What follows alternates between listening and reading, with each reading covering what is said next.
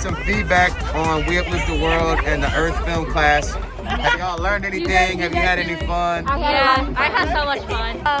It's kind of a little bit difficult, but it's also easy as well if you just learn more, that's all. What's the most fun thing you do? Like using the equipment for like filming and stuff, and that's pretty fun to put together, and helping like each other with the scripts and stuff and record. I really like the film class so far. I like that we're doing a bunch of videos, and I would recommend doing videos and filming. I like the film class. We got to practice football, and I recommend doing editing. I like the film class. This is good. I like editing a lot, so this is my favorite part of the class. These are our amazing film students. They're all doing a great job. Tell us your thoughts on the film class.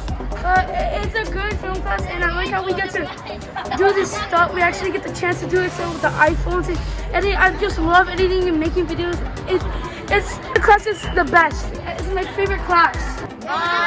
Y'all have a good one. I'll see you next week.